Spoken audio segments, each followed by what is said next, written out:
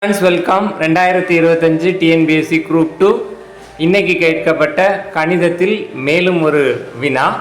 P என்பவர் Qவை விட பெரியவர், அதாவது P என்பவர் Qவை விட பெரியவர். அப்போ நம்ம Pயை வந்து மேலே போட்டுப்போம், Qவை கீழே போட்டுருவோம்.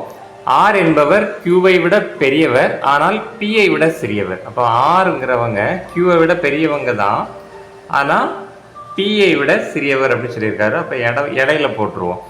அதே மாதிரி S என்பவர் Pயை விட பெரியவர், S வந்து Pயை விட பெரியவர், ஆனால் Tயை விட சிறியவர்.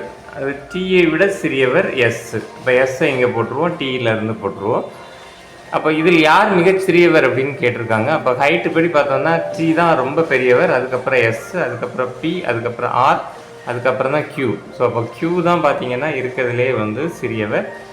சரியான விடை வந்து Q என்பது தான் சரியான விடை. மேலும் அடுத்த வினாவில் சந்திக்கலாம். நன்றி.